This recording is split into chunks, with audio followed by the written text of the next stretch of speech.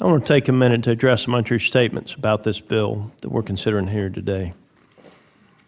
Falsehoods that have been perpetuated by activists on the outside and some on the inside, even on this committee, to try and distract from the fact that they never intended to vote for or support a piece of legislation that was a good, robust, and working safety net for America's agricultural producers. Farm Food and National Security Act makes the most significant investments in the farm safety net since 2002.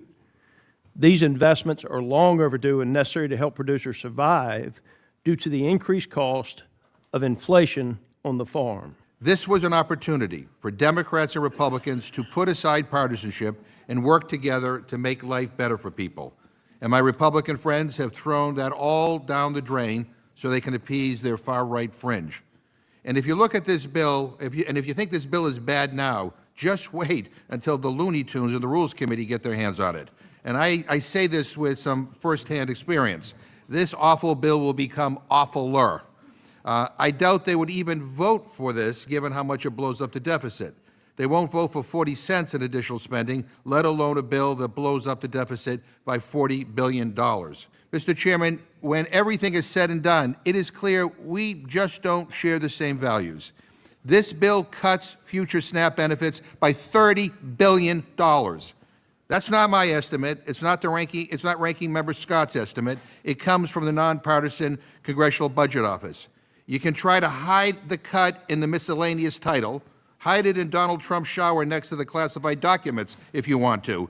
But we here on the Democratic side are going to tell the truth. This bill will hurt every SNAP recipient in future years. Kids, seniors, people with disabilities, vulnerable adults. Freezing benefits by blocking a meaningful increase will mean families run out of money for food earlier in the month. The average SNAP benefit is a little over $2 per person per meal. If Republicans think that's enough, they should try living off of it. Come on, let's get real. You guys love to complain about the cost of food, but then you propose a farm bill that actually prevents us from doing anything to help people pay for food. Mr. Chairman, I think the members of this committee know where I stand on this bill by now. This bill is a disaster. It's a disaster for America's farmers. It's a disaster for America's families. It is a disaster for America's environment. And it is a disaster for America's workers. You know who this bill is a big win for?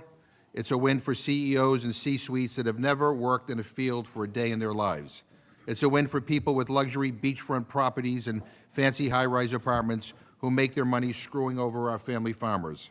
That's who benefits most from this bill, the rich and the powerful, and it's a damn shame. Republicans made a deliberate choice to prioritize their own far right instead of trying to work with Democrats. And as a result, this is a bill that will never become law. But since this is where we are, let's just talk about how bad this bill is. We've been losing family farms in this country since the Nixon administration told farmers, get big or get out. If this farm bill were to become law, things would get a hell of a lot worse. Republicans want to starve out family farms. They're funneling resources to those at the top while taking away support for independent farmers. And they're obsessed with taking away the tools our farmers need to survive the climate crisis. The Inflation Reduction Act empowers our farmers to operate sustainably so they can be resilient in the face of crazy weather. And that is crazy weather that's an existential threat to their operations. This bill says to farmers, you're on your own. Republicans are also taking away states' rights to make their own decisions about things like animal welfare and pesticide safety.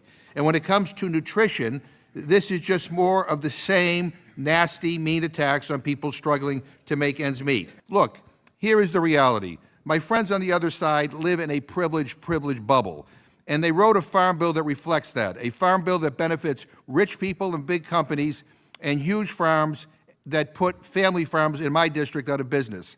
And what I am just shocked by is the callousness and lack of empathy with which this is being done. We have Republican staffers apparently telling reporters that my colleagues and I are hunger weirdos. I mean, what the hell is wrong with you guys? I mean, really? Hunger weirdos? Are you kidding me? We're weird for thinking it's wrong that for people in this country to go without food? Guess what? I think it's weird that a single American goes hungry. I think it's weird in the richest country in the history of the world that we have people who don't know where their next meal is coming from. And I think it's weird that we have hungry veterans and hungry seniors and hungry kids. And yeah, I think making it harder for people to eat is weird. Actually, it's more than weird. It is nasty, it is wrong, and it is cruel, and it is rotten. We can do a hell of a lot better than this.